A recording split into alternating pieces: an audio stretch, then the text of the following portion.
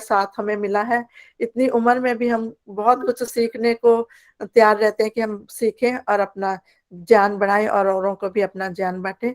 मैं विजय दीदी से निवेदन करूंगी कि आज के मुख्य वक्ता हमारे सुषमा आर्या जी का स्वागत अभिनंदन करेंगे। सभी को सादर नमस्ते जी। नमस्ते जी। प्रभु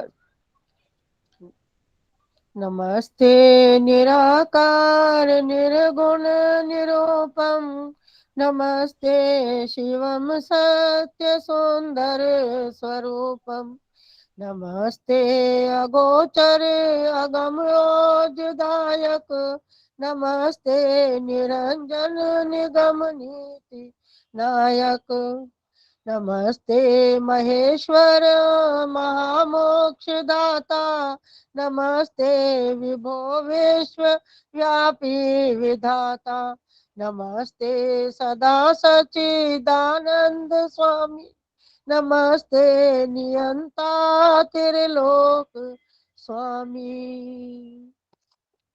इस वैदिक वंदन आर्य समाज रोहतास नगर में सभी का स्वागत अभिनंदन। और मंत्रोदय के जितने भी श्रोता इसमें जुड़े हुए हैं सभी का बहुत बहुत स्वागत है। जिन्होंने मंत्रोदय में भाग लिया है, जो फर्स्ट और सेकंड आए हैं, उनको बहुत बहुत बधाई। और ये सब जितनी भी प्रेरणा सब ले रहे हैं, सब आचार्य जी की वजह से ले रहे हैं और सुषमा जी की वजह से। इनका दोनों का, मियाँ बीबी जो भी इसमें लगे हुए हैं, सबको ये कुछ किसी से लेते नहीं है, देते हैं, लेते किसी से कुछ नहीं है ये।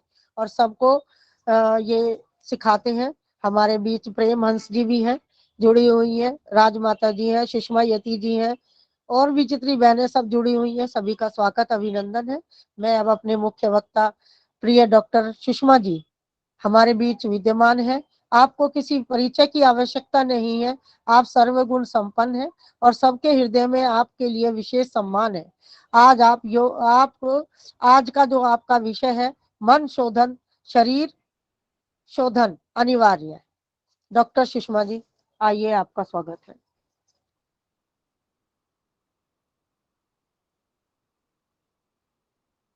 दीदी, सुषमा दीदी, आप अपना माइक ऑन कीजिए, आपका माइक म्यूट है।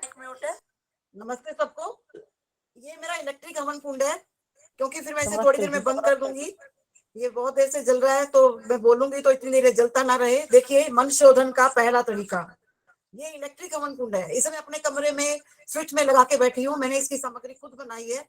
मैं आपको बताऊंगी कि आप अपनी सामग्री को अगर पोल्यूशन से बचाना चाहते हो, और लकड़ी समीधा ना जले, बहुत ज्यादा समय नहीं है, जहाँ बैठे हो वहीं जला लो, तो ये इलेक्ट्रिक हवन कुंड है। देखो, ये वायर है और ये जल रहा है। ये देखो, ये इसमें लाइट आ रही है, अगर आपको नजर आ रही हो, ये लाइट आ रही है। ठीक है, अभी 25 दिसंबर को मेला लगने वाला है, वहां अवश्य मिलेगा। हम इसका तो कम से कम अपने घर में, मैं तो जहाँ कहीं सफर में भी जाती हूँ, यात्रा में भी जाती हूँ, तो ये हमारे साथ होता है। मेरी फ्रेंड्स पहले कभी साथ जाती थी तो कहती थी, भाई हम तो इसके कमरे में रहेंगे, इसके कमरे में बहुत खुशबू आती है। ये हवन कुंड देखिए, ये हवन कुंड है, इलेक्ट्रिक हवन कुंड है। इसे बस मैं अब ऑफ कर देती हूँ, क्योंकि फिर हम बाकी चर्चा करते हैं। देखो, ये जल रहा है। इसके अंदर मैंने कौन कौन सी सामग्री बनाई है वो भी मैं आपको बता दूंगी, और बहुत खुशबू देगी। बहुत बहुत सस्ती में, बहुत अच्छे में बनने वाली है। ये है मन शोधन शरीर शोधन का पहला प्रैक्टिकल।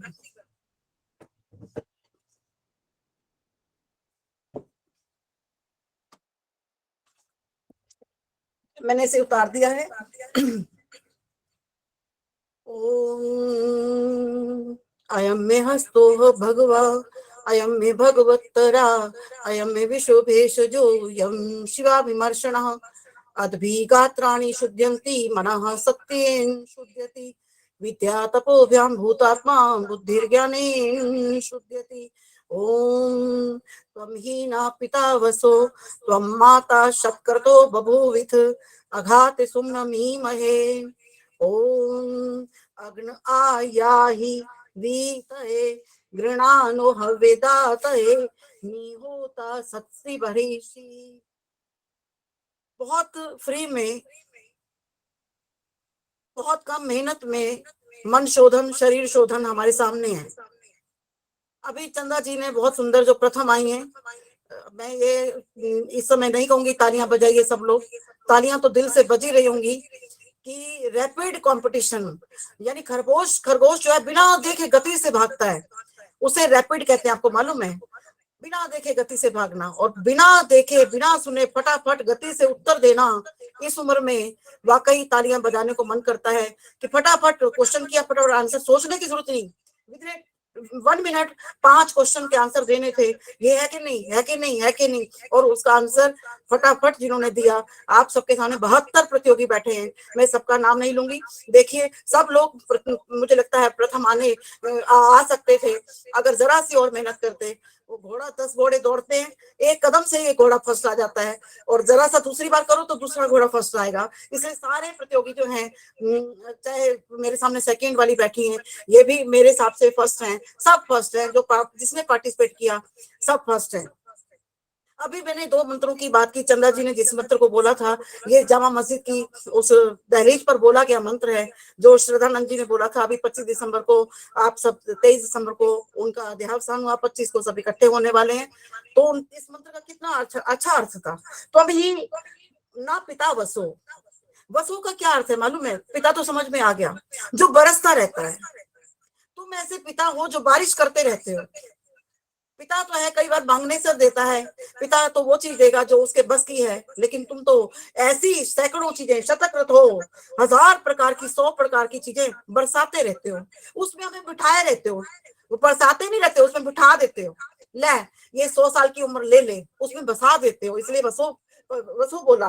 बबूविथ, बड़ा अच्छा बोला। मैं कहती हूँ इस मंत्र को तो सच में इतना सुंदर अर्थ करना चाहिए था, या कर सकते हैं। बबूविथ का अर्थ है आज नहीं किया, करते आ रहे हो, करते आ रहे हो। लकार कंटिन्यूएशन में लकार, लट लकार होता है अस्ति सा संति। भाई वर्तमान काल में मैं फिर लकार नहीं पढ़ाने लग जाऊंगी। तो मेरे कहने का मतलब है ये लकार है लुंग लकार, जिसका मतलब है होता ही रहता है। मैं आज गधा बनाऊं तो भी तू मुझे सुख देगा, मैं तब भी नहीं मरना चाहता। मैं मक्खी बनाऊं तो भी तू मुझे सुख देता है, मैं तब भी नहीं मरना चाहती। तो मेरे कहने का तात्पर्य हो कि बभूविथ, लगातार बसो, बरसाते रहते हो, इसलिए तो पिता हो। क्योंकि पा रक्षणे की पिता, जो रक्षा करता है वो पिता होता है। और फिर माता का क्या अर्थ है? शतकृत हो बभूविथ। जिस तरह से माता अपनी गोदी में बिठाकर बच्चे की रक्षा करती है और स्वयं की सेवा की उम्मीद नहीं करती है, वो माता भी क्या, जिसको सिर्फ अपनी ही पड़ी रहे और अपनी ही रक्षा की पड़ी रहे, वो बच्चे की चिंता ना करे, वो माता नहीं कहलाती है। तो यहाँ पर माता का अर्थ है 100 कार्यों को करने वाली माता जैसे होती है, वैसे तुम हमारी माता हो, तुम हमारा पालन करते हो, बरसाते रहते हो। अर्थात सुम्न मैंने सुखों को देते रहते हो। ये तो इस मंत्र का अर्थ था, जो स्वामी श्रद्धानंद को अत्यंत प्रिय लगता था। मैंने अब जो मंत्र का अर्थ करना है जल्दी से, फिर मैं अपने विषय पर भी आऊंगी, चिंता ना करिए। ओम अग्नायाही वीतये, अग्न आ याही मैंने आजा बुलाते हैं तुझे, तुझे बुला रहे हैं ना, सुन। जैसे बैठा होता ना, जैसे मैं अपने बेटे को ही कहूँ ये इधर ही बैठा हो, तो उसको कहूंगी ना इधर आजा बेटा, इधर ही मेरे बिल्कुल ही पास बैठा हो, तो उसको ये कहूंगी बात सुन, फिर इधर आ भी नहीं कहूंगी। अब इधर आ इसलिए कहना पड़ रहा है क्योंकि हम उसे दूर समझते हैं। ओम अग्न आयाही, आगे रहने वाले ईश्वर, आयाही सामवेद का पहला मंत्र है, आपको पता होना चाहिए। और हम स्वस्ति वाचन में इसको बोलते हैं। महर्षि दयानंद का धन्यवाद, जिन्होंने पहला मंत्र हमारे सामने रख दिया। वो अथर्ववेद का मंत्र था और ये 20वें मंडल का, और ये सामवेद का पहला मंत्र है। अग्न आयाही वीतये, वीतये मैंने सुख देने के लिए, सुख के बीज बोने के लिए। तू बोता है सुख के बीज, इसलिए तो तेरे को बुलाते हैं। वीतय पूरे मंत्र का सार है, वीतय के लिए बुलाते हैं उसको। वीतय मैंने हमें वीता कर देगा, हमें बसा देगा, हमें खुश कर देगा। अग्न आया ही वीतय, गृणानो हवे दाते, गृणानो मैंने अनगिनत तेरी हम प्रशंसा करते हैं। हवे दाते, तेरी हवियों के लिए, तेरे सुखों के लिए जो तू हमें देता है। अब अगर 1 मिनट सांस ना आए इस समय तो कितनी जान निकलती है, ऐसे लगने लगता है। ले चलो भय कितना लगता है, जरा सा कहीं दर्द हो जाए तो जान निकलने लगती है, गोली गले में अड़ जाए तो जान निकलने लगती है। हवे दाते, तेरी हवियां जो हैं, तेरी जो सुख हैं वो इतनी ज्यादा हैं, इसलिए हम तेरे को वीतये और सुखी कर दे। गृणानो, बार बार अनगिनत बार तेरे को याद करते हैं। गृणानो का अर्थ है याद करते हैं, तेरा स्मरण करते हैं। नी होता सत्सी परिशी, होता क्या मतलब है? तू होता है, यू कैन, तू कर सकती है। मैं इस वास्ते तेरे को तेनू यह काम कहंदी पई हां। होता का मतलब है यू आर केपेबल, आप ही होता हो, मुझे पता है आप ही दे सकते हो, इसलिए तो आपको बुला रहे हैं। और सच्ची बरिशी, बरिशी का अर्थ है मेरे बहर्षि, बाहर से हटके ऋषि मेरे अंदर बैठ जाओ, मेरे अंतर मन में आ जाओ। तो कितना सुंदर ये मंत्र है। जब हम आंख मीच कर इसको सचमुच दिल से बोला करें तो हमारा कितना ही फायदा होगा। तो आज का जो मंत्र मन शोधन है वो इस मंत्र के बोलने से, उच्चारण से हो सकता है, क्योंकि मन के 3 भाग हैं। और एक बात मैं और कहना चाहूंगी कि जैसे हमारा हृदय है, ये हार्डवेयर है। हृदय में 3 नाड़ियां जा रही हैं, अच्छे खून की जा रही है, उस बुरे खून की जा रही है, फिर वो वापस आ रही है, फिर जा रही है, रेस्पिरेटरी सिस्टम हो रहा है। जैसे कहते हैं ना कि डायलोस्टिक सिस्टोलिक सिस्टम चल रहा है। डायलोस्टिक सिस्टम क्या है? खून को रक्त बाहर जा रहा है और शुद्ध होके अशुद्ध होके वापस अंदर आ रहा है, इसे सिस्टोलिक कहते हैं। डायस्टोलिक मतलब जिस स्पीड से ऊपर से नीचे जा रहा है, शुद्ध जो खून है वो नीचे जा रहा है। और फिर फटाफट 1 मिनट में, तो आपको मालूम है 15 से 20 बार खून, 5 लीटर खून आ भी जाता है, चला भी जाता है। कितनी बार धड़कता है दिल? 1 मिनट में 72 बार। सोचिए 36 बार आया, 36 बार गया, 72 बार धड़का। तो सोचो, आपको पता लग रहा है कि 1 मिनट में 72 बार आपने खून ले लिया, और वो भी कितना? 5.5 लीटर, और वो भी लेडीज में थोड़ा सा कम। मतलब कहने का है कि वो जो हृदय है वो हार्डवेयर है, जो दिल है वो सॉफ्टवेयर है, वहीं बैठता है। दिल भी वहीं बैठता है, हार्ट भी वहीं बैठता है। हार्ट क्या है? हमारा हार्डवेयर है। जैसे मोबाइल है, ये हार्डवेयर है, और इसके अंदर शक्ल दिख रही है, ये हार्डवेयर है, लेकिन इसके अंदर आवाज फीड हो रही है, पता ही नहीं लग रहा कहाँ से आवाज फीड हो रही है, वो सॉफ्टवेयर है। जो चीज मेरे हार्ट की नजर आ रही है वो हार्डवेयर है, और जो चीज मेरे नजर नहीं आ रही वो दिल है। मेरा दिल कहता है ये काम करेगा, लेकिन वो धड़क रहा है इसलिए कहता है। सो जाए तो कोई दिल नहीं करता है। तो मेरा दिल जो है एक नंबर एक। अब मेरा मेरा मन कहाँ रहता है? दिल और मन में फिर क्या अर्थ है? मन और चित्त में क्या अंतर है? यदि हम इस तरह से चर्चा करेंगे तो मुझे लगता है कहीं हम इधर ही ना रह जाएं। तो मैं जल्दी से कहती हूँ कि दिल जो है वो मेरा सॉफ्टवेयर है, जो हार्ट है मेरा हार्डवेयर है, दोनों ठीक रहे। आज हम सिर्फ चेक कराने कार्डियोलॉजिस्ट के पास ये जाते हैं कि मेरा हार्ट ठीक काम कर रहा है कि नहीं, क्योंकि मेरा कोलेस्ट्रॉल जो है इतना ज्यादा आया है, उतना ज्यादा आया है। हाँ, बीच में मुझे एक और बात याद आ गई, सर्दियों में हमें क्या क्या करना चाहिए उसकी चर्चा भी मैं जरूर करूंगी। कौन सी टेबलेट है जो हम रोज खा लें जिससे हमारे को B12 हमारा कम ना हो, क्योंकि B12 कम हो जाने से दिमाग परेशान होता है, और D3 कम हो जाने से हमारी जो हड्डियां हैं वो कमजोर हो जाती हैं। जाते जाते मैं दवाई अवश्य बता के जाऊंगी, याद रखिएगा, नहीं तो हम तो मिलते ही रहते हैं। अभी मैंने परसों फिर मिलना है आपको। तो मेरे कहने का तात्पर्य कि दिल जो है वो सॉफ्टवेयर है, और जो हार्ट है वो हार्डवेयर है। ऐसे मस्तिष्क जो है वो मेरा हार्डवेयर है। मस्तिष्क के अंदर कितनी नाड़ियां बह रही है? इसके मस्तिष्क के 16 भाग हैं, इसको 16 कलाएं कहते हैं। और अब आप देखिए, उसके बाद जो मस्तिष्क सोचता है, चिंतन करता है, सॉफ्टवेयर है, उसे मन कहते हैं। दोनों देखिए सेम है ना। उसका जो चिंतन है वो मन कहलाता है, और जो उसका जो शरीर है उसके अंदर कितनी हड्डियां हैं, कौन सा मस्तिष्क के कितने भाग है, लघु मस्तिष्क, मध्य मस्तिष्क, मस्तिष्क बृहत मस्तिष्क, मस्तिष्क फिर कितनी नाड़ियां हैं, फिर कौन सा भाग सेरोटोनिन बनाता है, कौन सा भाग मेलाटोनिन बनाता है, सहस्रार चक्र कहाँ है, फिर और इस पॉइंट को क्यों दबाना चाहिए। तो ये है हमारा हार्डवेयर, और जो मन है वो हमारा है सॉफ्टवेयर। मन जो चिंता करता है, मन का शोधन अत्यंत अनिवार्य है, तो मस्तिष्क अपने आप ठीक हो जाएगा। मस्तिष्क के बिगाड़ी का कारण हमें रात को नींद नहीं आती है, शरीर मस्तिष्क के कारण नींद नहीं आती है, नींद नहीं आती है मन के कारण। मन यदि बिगड़ जाता है तो जो हार्डवेयर है वो भी बिगड़ जाता है। यदि हम गलत फीड कर देंगे, गलत बटन ऑन कर देंगे, तो हाँ, वो हमारी आवाज रिकॉर्ड नहीं होगी। तो मन का शोधन जो है, मन का निवास स्थान मस्तिष्क में है, उसके शोधन के लिए विचारों का पवित्र होना बहुत जरूरी है। उदाहरण के लिए कि मान लो मेरे मन में आया कि वहां 100 रुपए का नोट पड़ा है, मेरे आंखों ने देखा, मस्तिष्क ने देखा। मस्तिष्क को किसके माध्यम से देख रहा है? आंखों के माध्यम से। मैंने 100 रुपए का नोट उठाने की सोची, और उसके बाद मैंने कहा नहीं नहीं, कोई देख लेगा तो, कोई देख लेगा तो। ये मेरी बुद्धि ने सोचा, या मेरी आत्मा ने सोचा, एक ही बात कह दो। मेरे मन ने कहा उठा लो, मेरी आत्मा ने कहा, आत्मा से आवाज आई नहीं उठाना, और बुद्धि ने कहा पहरेदार को दे देना भैया, ये यहाँ बैठा है, गार्ड यहाँ बैठा है, और वो गार्ड जिसका पैसे होंगे उसको दे देंगे। गार्ड तो मेरे से भी ज्यादा गरीब है, ना किसी को दे पाया तो बेचारा एक दिन की सब्जी खा लेगा। ये है सुदृढ़ सुगढ़ मस्तिष्क और मन का काम। यानी हमारा मन इस तरह से हो, हे ईश्वर, कि वो जो सुगढ़ प्रकृति का हो, अच्छे अच्छे विचारों का हो, मन में ऐसी ऐसी भावनाएं आए जो हमारी बहुत अच्छी हो। आज 8 दिसंबर है, तो मन में विचारों को अच्छा करने के लिए आज आपको मालूम है 8 दिसंबर है। आज के दिन 2021 में बहुत दुखद दिन था, जिसमें हमारे विपिन रावत जी या हमारी सभी बैठी हैं जो हमारी एडमिन बैठी हैं, वो तो इस बात के इस क्षेत्र की मालकिन है। इनके जो कुलभूषण मेहता जी हैं, आदर्श मेहता जी के पति, वो इस विभाग से रिटायर हो चुके हैं। इन्हें पता है कि सेना में कितना रक्षा के लिए कितने त्याग की आवश्यकता होती है। तो आज के दिन हेलीकॉप्टर के माध्यम से मधुलिका उनकी पत्नी का नाम था, 2 बेटियों के पिता चले गए थे।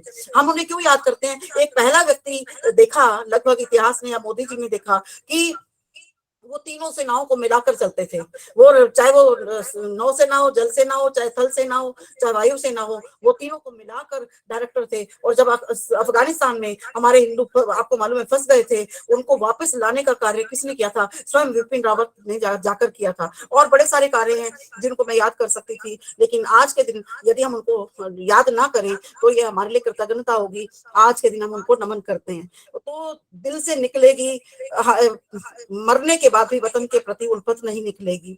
मैं कविता भी कहना चाहती थी, लेकिन क्योंकि समय कम है तो मैं इस बात को भी नहीं कहना चाहती। और चीन और पाकिस्तान के लिए तो हवा थे।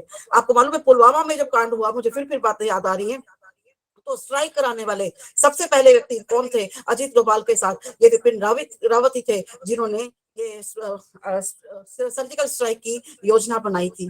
आज के दिन 1935 में, चलो एक्टर को भी याद कर लेते हैं, धर्मेंद्र जी का जन्म हुआ था, जो कि बहुत सुघड़ कार्यकर्ता रहे, लेकिन अत्यंत दुखद स्थिति है कि उन्होंने अपने बच्चों के होते हुए भी दूसरे विवाह को किया। उसकी चर्चा मैं नहीं करूंगी, लेकिन वो एक अच्छे आर्य समाज के बहुत बड़े कार्यकर्ता रहे। उनके पिता लाहौर में आर्य समाज के प्रधान रहे, इसलिए होने के नाते भी जब भी कभी उनके घर कुछ भी कोई ऐसा कार्य होता है पूजा का, तो वो यज्ञ हवन स्वयं उनको याद है।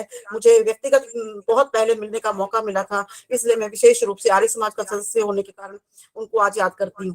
और 8 दिसंबर 1947 को भाई परमानंद जी का भी आपको मालूम है निधन हुआ था। इस दुख की स्थिति में कि हमने जिस देश के लिए लड़ाई लड़ी, जिस देश के लिए मैंने भगत सिंह को तैयार किया, भगत सिंह के, राजगुरु के, चंद्रशेखर के गुरु कौन थे? भाई परमानंद। भाई परमानंद कौन थे? महर्षि दयानंद के पहले शिष्य, लाजपत राय से भी पहले शिष्य। लाहौर में यदि कोई मिला था तो महर्षि दयानंद को भाई परमानंद जी मिले थे। हम महर्षि दयानंद को याद कर रहे हैं, श्रद्धानंद जी को याद कर रहे हैं, तो उनके साथ साथ हमें भाई परमानंद जी को, जो श्रद्धानंद के बहुत बड़े साथी थे, गुरुकुल खुलवाने में जिनका बहुत बड़ा हाथ था, दयानंद वैदिक कॉलेज के ये संस्थापक थे। 8 दिसंबर 1947 को इसलिए इनका निधन हो गया कि मैंने तो चाहा था कि कभी देश का बंटवारा ना हो। वीर सावरकर मेरा शिष्य था, नाथूराम गोडसे मेरे विद्यालय में पढ़ता था, और हम सब मिलकर चाहते थे भारत का बंटवारा ना हो, लेकिन हाय भारत का बंटवारा हो गया। इस दुख से उनका हृदय गति रुक गई और उनका देहावसान हो गया। तो एक ऐसा व्यक्ति, हमारा ही व्यक्ति था, जिसको बंटवारे का इतना दुख लगा कि वो बच ही ना पाए, और वो उनका 1947 में ही देहावसान हो गया। उनको भी मैं आज याद करती हूँ। तो वो चाहे वो महात्मा हंसराज के साथी थे, यानी हम बहुत लंबी बातें नहीं करते।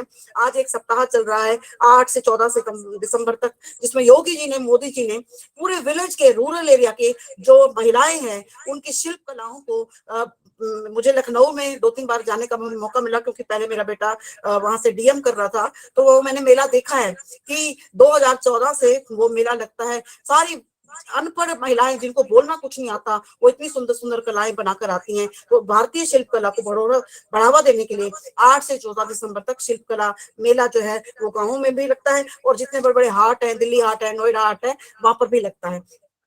तो मेरे, और आज अभी बीजेपी की चर्चा हो रही थी, उसकी चर्चा करते हुए भी अपने विषय पर आती हूँ, क्योंकि आपको पता होना चाहिए कि त्याग की हमेशा जीत होती है, लेकिन त्याग के साथ साथ जब धोखा कोई व्यक्ति करता है तो वो भी जीत जाता है, जो कि कल दिल्ली के साथ हुआ। बहुत दुखद स्थिति है। कल तो मैंने भोजन ही नहीं खाया, जब बीच में थोड़ा सा बढ़ रही थी तो मैंने नाश्ता कर लिया, भैया अरे अरे हाँ बढ़ गया। जबकि मैं नोएडा में आ गई, हम दिल्ली में विशेषता वोट देने के लिए गए। मैं इस विषय की चर्चा नहीं कर रही हूँ।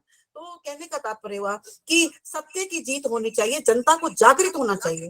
जनता को सचमुच देख लेना चाहिए। आज की बात सिर्फ बिजली पानी फ्री, यदि उनको पूरे भारत का प्रधानमंत्री बना दिया जाए तो क्या पूरे भारत का बिजली पानी फ्री कर देंगे? तो गुजरात में जो बात सुनने की बड़ी बहुत सच्ची घटना है, टीवी में तो नहीं आई लेकिन मैंने वीडियो वो देखी है कि लड़की के पिता ने कहा कि तुमने वोट दिया है, जो अपने घर की 200 यूनिट बिजली का बिल नहीं भर सकता, वो मेरी लड़की को क्या सुखी रखेगा? मैं तुझे तेरे से शादी नहीं करता। यानी कभी तो दहेज के लिए दुल्हन जाया करती थी, आज लड़की वालों ने उस लड़के से शादी करने के लिए मना कर दिया कि तूने ऐसे व्यक्ति को वोट दिया जो तुझे फ्री का लालच देता है। तो इस तरह से विरोध होना चाहिए और फ्री पहले तो उसे कानून बनना चाहिए कि कोई चीज फ्री नहीं मिलेगी।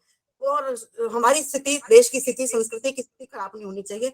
तो जो भारत जोड़ो यात्रा में करोड़ों रुपए लगा दिए, उसके बाद भी आप स्थिति देख रहे हो, तो ये करोड़ों रुपए किसी संस्था को बनाने में, किसी कोई शरीर के शोधन के लिए, कोई पंचकर्मा के लिए, कोई शरीर की षटकर्मा के शोधन के लिए लगाते तो बहुत अच्छी बात थी। तो यानी जितना हम बोलते जाएं उतना कम है। अब आप देखिए, केवल मात्र मेरे पास 9 मिनट बचे हैं। पानी जरूर पीना है अपने मन के शोधन के लिए, अपने शरीर के शोधन के लिए। हम क्या करते हैं, सर्दियों में हमें प्यास ही नहीं लगती है, और पानी भी खाली नहीं पीना है। खाली पानी एक तो कई बार ठंडा पिया जाता है, खाली पानी। अभी मैंने सुबह से 2-3 बार पानी पी लिया। मैंने क्या किया, साग बनाया, मैंने बाथू का पानी उबाला, बाथू की डंडियों का पानी उबाला और पी लिया।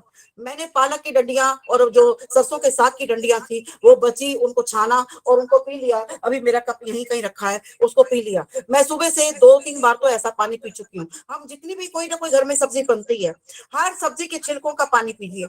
आलू के छिलकों का पानी पीने के कितने फायदे हैं। स्किन आपकी इतनी ग्लो करेगी सर्दियों में यदि आप आलू के छिलके जो आपने निकाले हैं। और आजकल तो वैसे भी बच्चों को बड़ी आदत है, मोटे मोटे छिलके निकाल देते हैं। मैं तो कई बार छिलके निकालती नहीं, अच्छे से धोया और मेरे बच्चे ना देख रहे हो तो मैं डाल देती हूँ। और लेकिन वो क्या करें, अपने बच्चों को मना करने में भी अच्छा नहीं लगता है, तो मैं वो छिलके उठा के गर्म पानी में धो के उनको उबाल के और खुद भी पीती हूँ और औरों को भी पिला देती हूँ। तो कहने का मतलब है कि इस समय पानी अवश्य पिएं, और लालच में आकर छिलकों का पानी जब हम पिएंगे तो पानी पिया ही जाएगा। तो पानी का जो सेवन है वो अवश्य करें। उसके बाद क्या होगा कि डिहाइड्रेशन आपकी ठीक हो जाएगी, एड़ियां फटनी ठीक हो जाएंगी। आज आपको मालूम है एड़ियां क्यों फटती हैं? एड़ियां फटती हैं जब पानी आपका शरीर का नीचे पैर तक नहीं पहुंचता है, यानी इतना कम पानी पीते हो कि पानी आपका जो है वो शरीर तक नहीं पहुंचता है। यदि आपने सरसों का तेल और नमक डाल के सुबह सुबह अपनी एड़ियों को मांजा होता, साफ किया होता, रोज प्रतिदिन अपनी एड़ियों को मांजिए। अब कैसे एड़ियों को मांजना है? मैं तो सरसों का तेल ज्यादा और कम और नमक, काला नमक ज्यादा मिला के रखा है, या तो मैं चीजें उठा के रखती हूँ यहाँ पर। तो वो मैं सुबह जब नहाने लगती हूँ तो मैं 7-8 मिनट तो मालिश करने में लगाती हूँ, सरसों के तेल और नमक मिलाकर स्क्रब करने में। अपनी कलाई को अच्छी तरह से स्क्रब कीजिए। सरसों के तेल और नमक से हम सिर्फ स्क्रब अपने चेहरे को कराते हैं। मन के शोधन और शरीर के शोधन के लिए नमक, सरसों के तेल में नमक डालिए और उसकी अच्छी तरह से मालिश कीजिए। और नाभि में नमक नहीं लगाना है क्योंकि वहां खड़ा रहेगा तो आपको एलर्जी हो जाएगी। नाभि के अंदर ड्रॉपर बना के रख दीजिए और सरसों का तेल रात को अवश्य डालिए। इससे आपका शरीर का शोधन होगा और आपको सर्दी में होने वाली बीमारियों का आपको नहीं होगा। जो विटामिन सी जरूर लेना। एक विटामिन सी ऐसा है जो पानी में घुल के थोड़ी देर में निकल जाता है। नमक कौन सा? काला नमक। बहुत अच्छा चंदा जी, आपने बड़ा अच्छा प्रश्न पूछा है। काला नमक, काला नमक में और बड़ी सारी चीजें होती हैं जो बाकी सोडियम, बाकी नमक में नहीं होती हैं। इसकी मैं चर्चा नहीं करूंगी क्या क्या होता है, लेकिन मैं आपको ये कहना चाहूंगी कि इसकी मालिश करिए। देखिए आपके जोड़ों के नीचे जो गट्टे बने हुए हैं, जो मोटे मोटे क्या कहते हैं, सूजा हुआ है, वो सारी जहां आपको दर्द है आप याद रख लेना उस नस नाड़ी में आपकी ब्लड की सर्कुलेशन रुकी हुई है, इसलिए दर्द है। भाई पता नहीं मेरा कंधा नहीं उठ रहा, पता नहीं, और यहाँ पर रगड़ मारो नमक और सरसों का तेल। अपने अपने आप, दूसरे से मत रगड़ाना, उसको नहीं पता ना कहाँ वो खींच ही ना दे आपकी नस को। इतना रगड़ो कि इसकी जान निकल जाए। पहले भी तो निकल ही रही है, तुम और निकाल दो तो आप थोड़ी देर में देखोगे कि जिस तरह से जो नमक से आपका जो सर्कुलेशन है वो चल पड़ेगा, उससे मन और शरीर का शोधन अवश्य होगा। क्योंकि शरीर अशुद्ध है तो मन अशुद्ध हो जाता है। जब दर्द ही है पैरों में तो मन कहाँ से ठीक होगा? तो दोनों का बहुत तालमेल है। अंगूर का जो सेवन है इस समय जरूर कीजिए। ब्रोंकली का सूप अवश्य पीजिए, क्योंकि ब्रोंकली समझते हो ना, पहले तो हमने बिल्कुल खो दी थी ब्रोंकली। विदेशों में ही हम जब गए तो हमें ब्रोंकली का पता लगा, जबकि भारत में भी मिलती थी। तो ब्रोंकली फुल ऑफ विटामिन सी, एक ऐसी सब्जी है जिसमें सबसे ज्यादा विटामिन सी है। और वो खाने में हम लोग थोड़ी महंगी भी मिलती है, और इसलिए महंगी मिलती है क्योंकि हम खरीदते नहीं, आती ही कम है। जब ज्यादा आएगी तो ठीक लगेगी। तो ब्रोंकली का सूप इस समय अवश्य पीजिए, इससे हमारे शरीर का शोधन होता है। और देखो मेथी जो है एंटीऑक्सीडेंट है। मैंने अभी आपको कहा कि कल हमने मेथी की सब्जी बनाई तो मैंने मेथी की डंडियों का पानी पिया।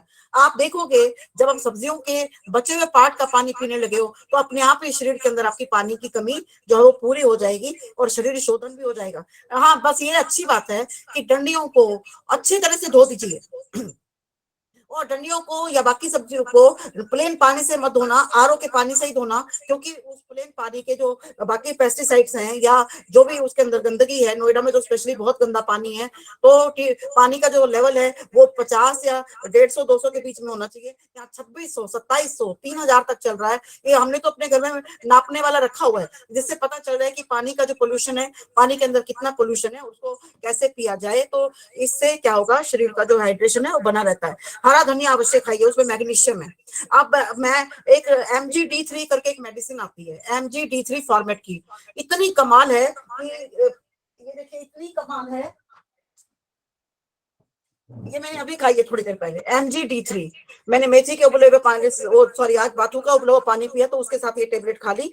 फार्मेट कंपनी की है। इससे शरीर के अंदर जो टूट फूट है, हड्डियों की टूट फूट है या बाकी जो कमजोरी है और दिमाग की जो कमजोरी है, रात को नींद ना आने की जो समस्या है, MGD3 है। थोड़ी सी महंगी, 345 रुपए की, 245 रुपए की 10 टेबलेट्स हैं, कोई महंगी नहीं है। अब एक टेबलेट रोज खानी है, तो अगर हम दो तीन पत्ते खा भी गए तो कोई दिक्कत वाली बात नहीं है। तो इससे क्या है, हमारी जो शरीर की मजबूती है वो बनी रहेगी। अब देखो इसमें हरा प्याज हमको जरूर खाना है।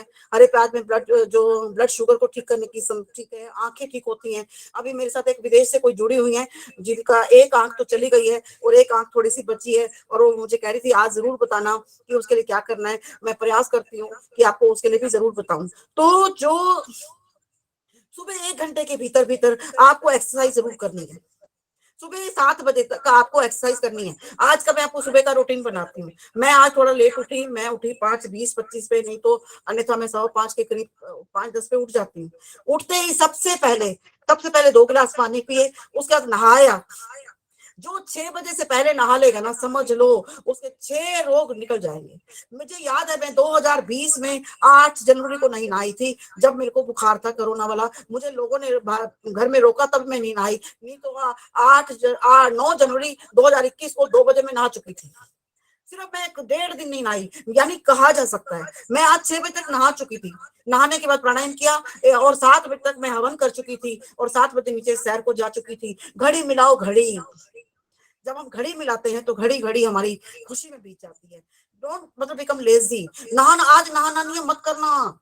कहते हैं खाने से नहाना जरूरी और पखाना खाने से जरूरी और नहाना पखाने से जरूरी। मैं तो इस बात को आपको जरूर जोर दूंगी कि आप सब नहाइए और प्रतिदिन नहाइए। और 8 बजे के बाद तो कहते हैं स्नान भी राक्षसी स्नान कहलाता है, क्योंकि 250-300 करोड़ छेद पूरी रात हमारे गंदगी छोड़ चुके होते हैं। हमारी अनिद्रा का कारण ही बाहर शरीर के अंदर गंदगी है और उससे मन हमारा परेशान रहता है। तो देखिए अब 1 बजने वाला है, जबकि मैंने अभी कविता भी नहीं सुनाई है। तो कहने का मतलब है कि आप जो है वो अच्छे कार्य करिए। और मन की कितनी अवस्थाएं हैं, एक मूढ़ा अवस्था है जो किसी की बात सुनता ही नहीं है। मन की 5 अवस्थाएं होती हैं, उनके शोधन के लिए भी हमें ईश्वर का ध्यान और प्राणायाम और व्यायाम अत्यंत आवश्यक है। तो और त्राटक क्रिया अत्यंत आवश्यक है। त्राटक क्रिया जो शरीर के शोधन के लिए बहुत जरूरी है। अब एक ही जगह पर हम कई बार ऐसे होता है कि जब हम ऐसे बैठे होते हैं, ऐसे बैठे रहते हैं, वो की हो या की देख दी पई है, मन असल में विश्राम चाह रहा होता है और वो त्राटक लगा लेता है। आप देखोगे जब आप सोच के त्राटक लगाओगे, कल पूर्णिमा थी, किसी ने मुझसे ये भी प्रश्न किया कि एकादशी क्यों मनाई जाती है, बाकी दिन तो कोई नहीं मनाते, आप एकादशी के पीछे पड़े रहते हो और एकादशी को चावल क्यों नहीं खाते हो। तो अब देखो इस प्रश्न का उत्तर अगर मैं नहीं दूंगी, मेरे मन में आया तो कितना मुश्किल लगेगा ना।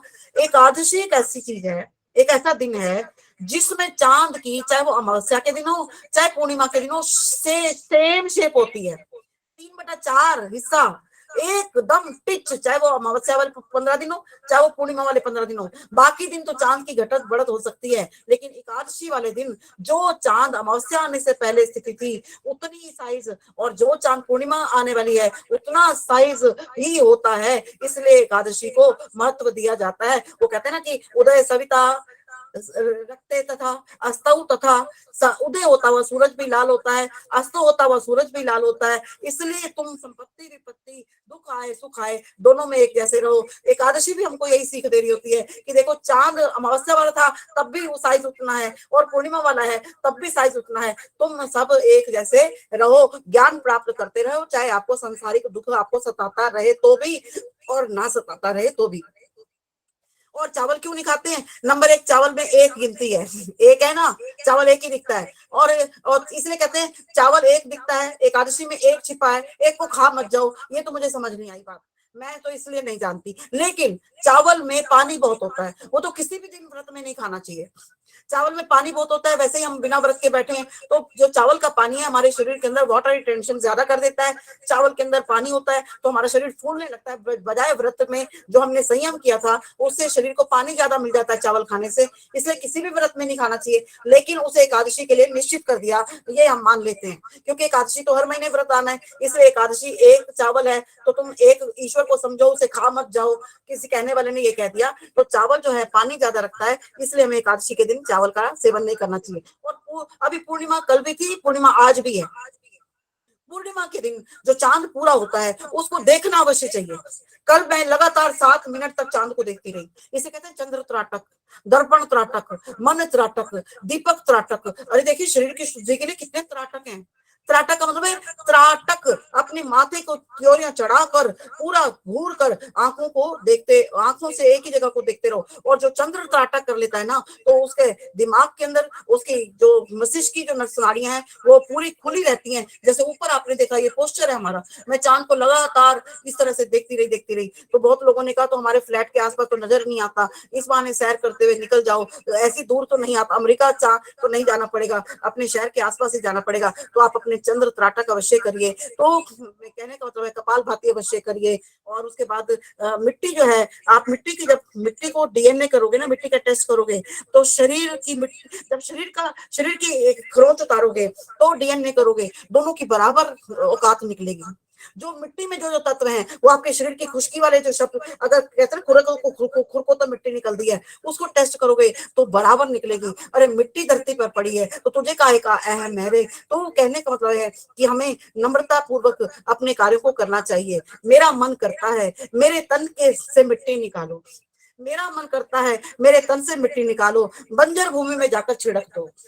दयानंद ने यही तो कहा था, सुनो आ रहे हो मेरी समाधि ना बनाना, गंगा में मेरे फूल हरगिज ना बहाना, फेंक आना मेरी राख किसी खेत में जाकर, हड्डियां भी मेरे देश के काम आए तो बेहतर। तो मन शरीर और मन जो है शुद्ध तब होगा जब हमारे मन में त्याग की भावना होगी। मिट्टी मेरे तन से निकालो, बंजर भूमि में जाकर छिड़काओ, मेरे तन से जल निकालो, रेत में नहर निकाल लो, मेरे तन से आकाश निकाल लो, बेघरों को छाया कर दो, मेरे तन से हवा निकालो, वायु प्रदूषण को दूर भगा दो, मेरे तन से आग निकालो, जो देश प्रेम के प्रति ठंडे हैं उनमें आग लगा दो, उनमें आग लगा दो। तो मेरे मतलब है कि जो हमारा शरीर जो है पंच तत्वों से मिलकर बना है। समय बिल्कुल हो चुका है, इसलिए मैंने कविता को बोल दिया, इससे ज्यादा मैं कुछ नहीं कहना चाहूंगी। बहुत बहुत आभार, बहुत बहुत धन्यवाद। शरीर शुद्धि के लिए व्यायाम, प्राणायाम, षटकर्म जरूरी है और त्राटक जरूरी है। मन शोधन के लिए विचारों का शोधन जरूरी है और स्वाध्याय सत्संग अत्यंत आवश्यक है। और इलेक्ट्रिक हवन कुंड की मैंने आज बात की है,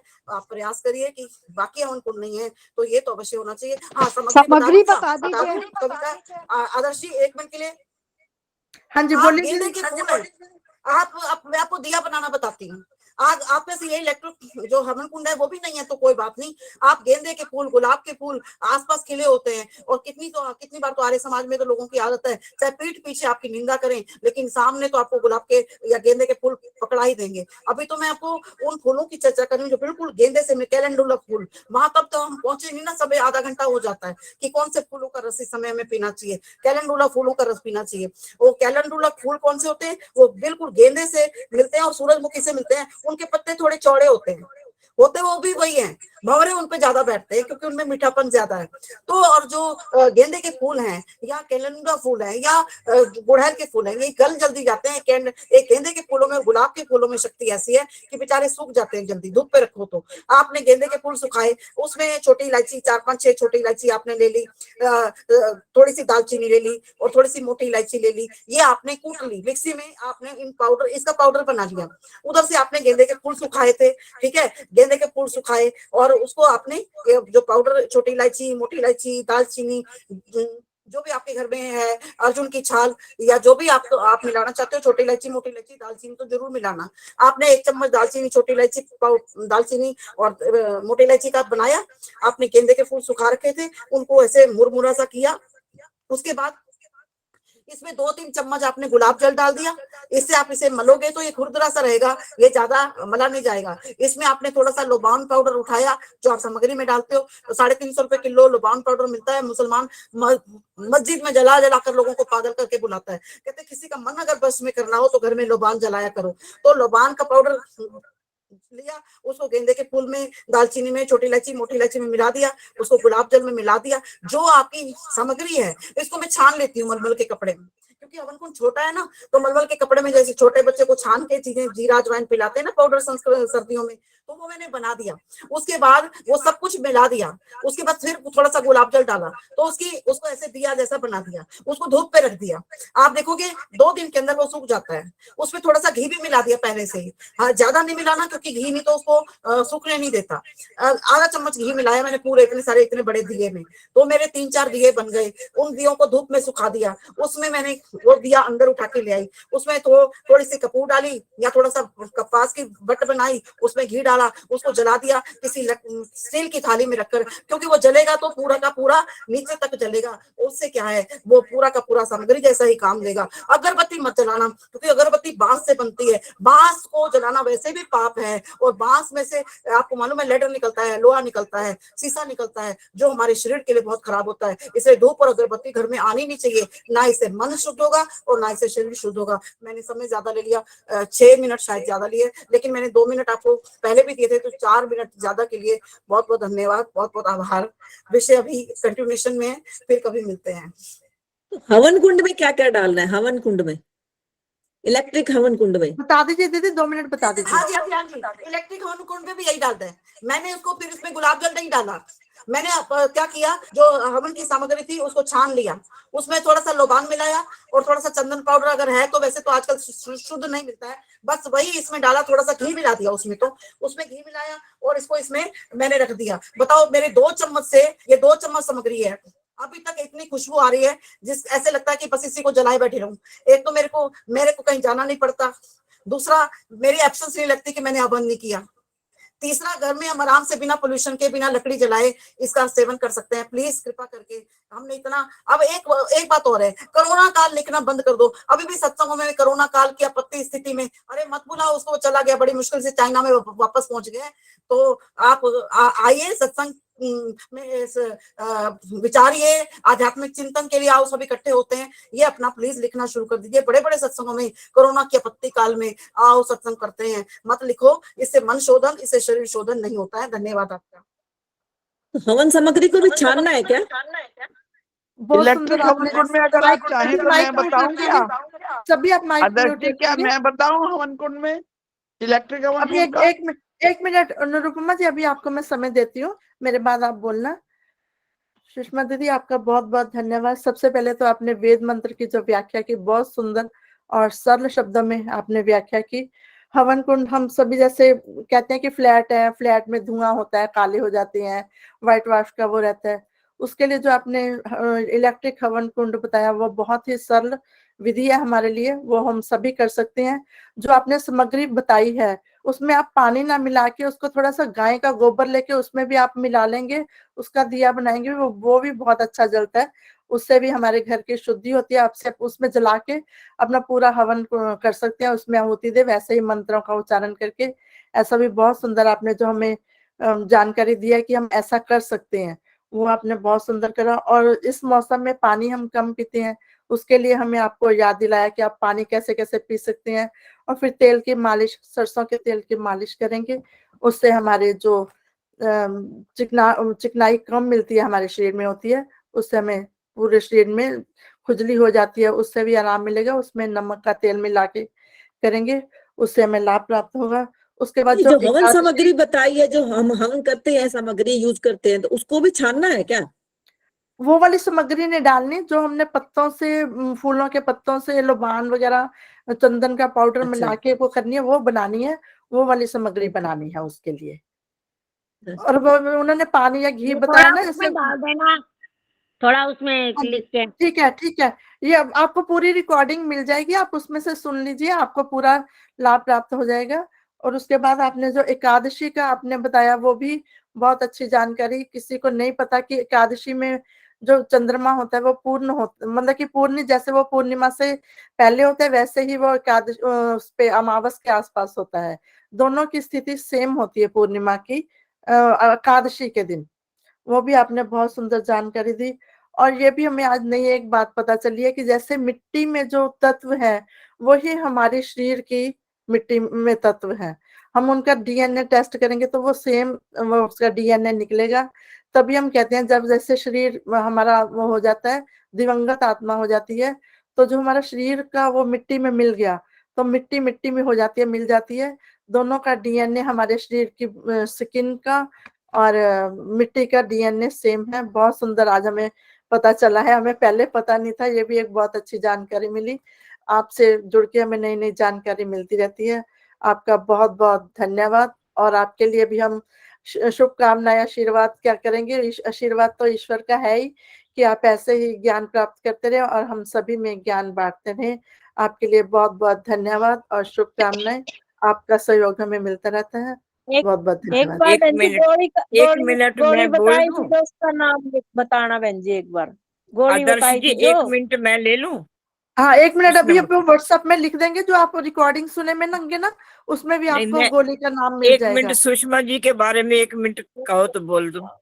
ठीक है, कृष्णा मुखी जी, आप 2 मिनट माता जी बोलिए, उसके बाद निरुपमा पुरी जी, फिर मैं सुषमा पहले बजाज तो जी। मैं पहले तो ये पूछना चाहती हूँ सुषमा बेटी से, बहन है या बेटी है, इनके यहाँ दिन 24 घंटे का होता है या 48 घंटे का? इनका एक एक काम 24 घंटे में पूरा हो जाता है, हम तो सोच भी नहीं सकते।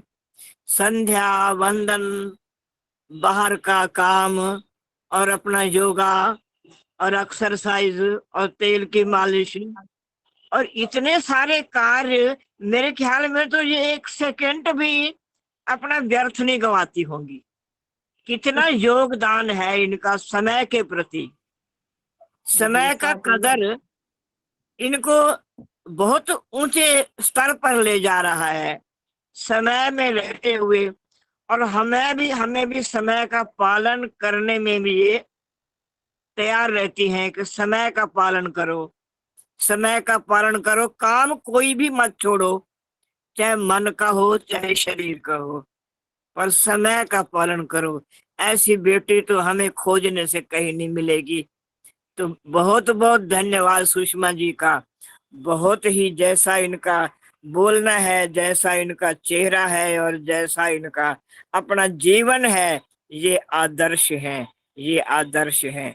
बस इन्हीं शब्दों के साथ मैं अपनी तरफ से आशीर्वाद और परमात्मा की तरफ से आप पर हमेशा आशीर्वाद बना रहे, आगे बढ़ती रहो। ओ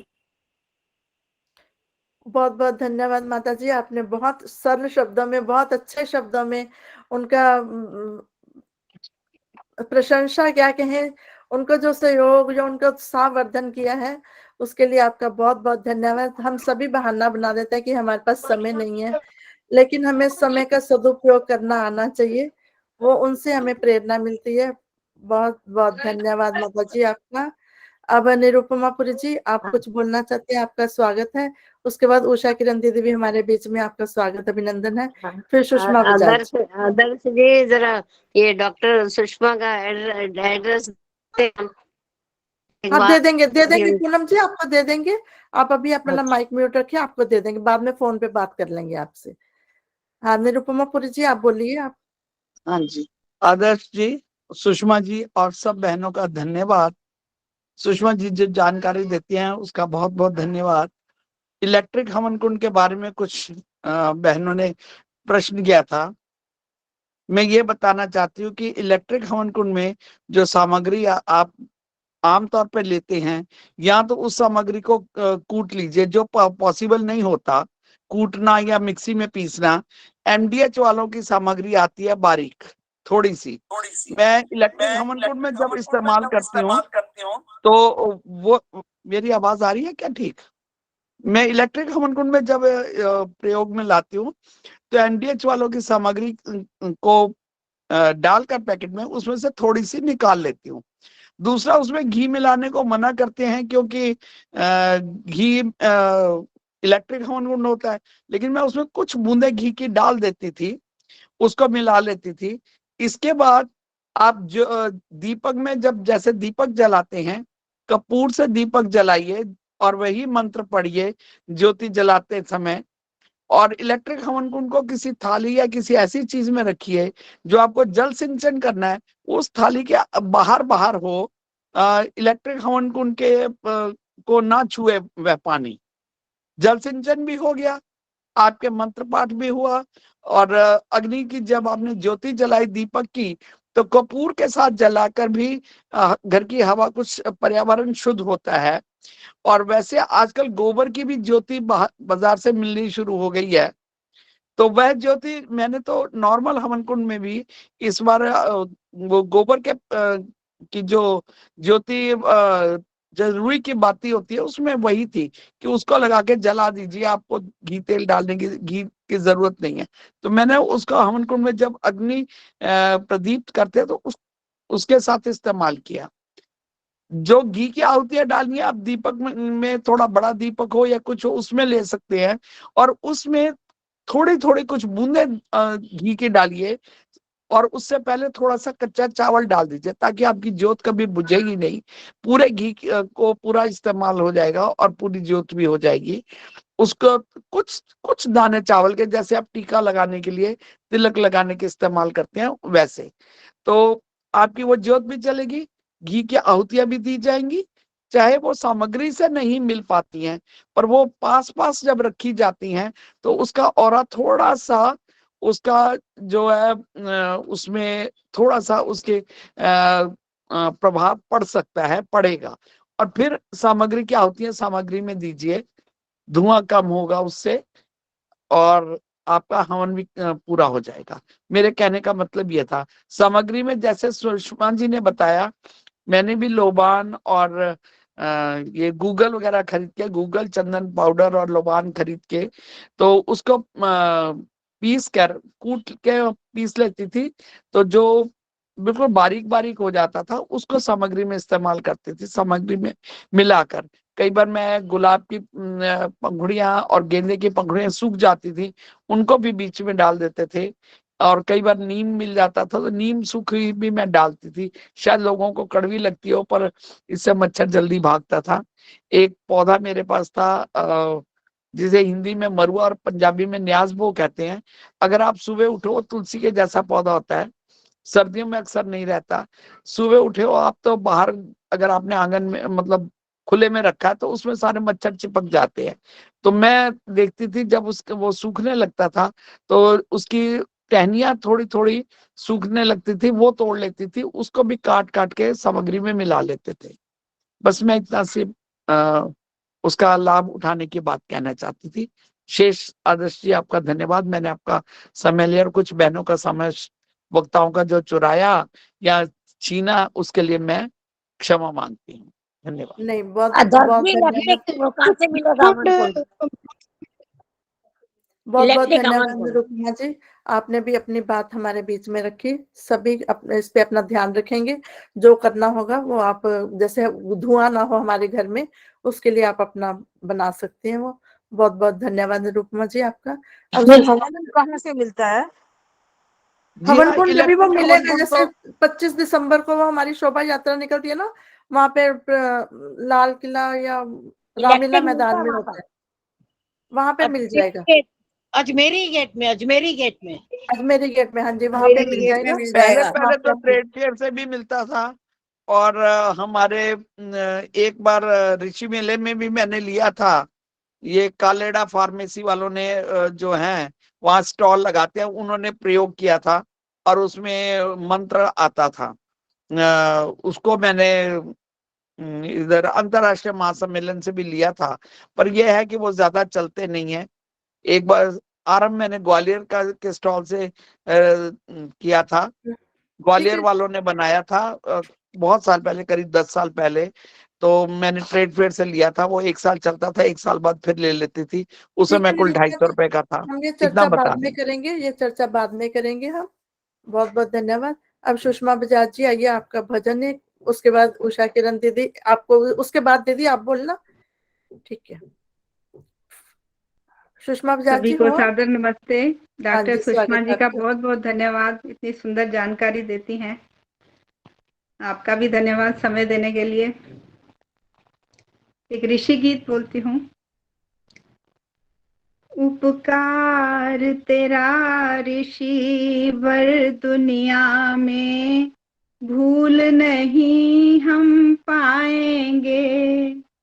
उपकार तेरा ऋषि वर दुनिया में, भूल नहीं हम पाएंगे। आदि में दयांत में आनंद के, सदा यही हम गाएंगे। तुमने अपना तन मन और धन, सब कुछ इस देश पे वारा था। जिसके दिल में प्रभु रहते थे, वह दयानंद हमें प्यारा था। किया दूर अंधेरा इस दिल का, तेरा हम कथन निभाएंगे। उपकार तेरा ऋषि वर दुनिया में, भूल नहीं हम पाएंगे। संजीवनी ऐसी पिलाई थी, ऋषिवर ने आकर सबको यहाँ।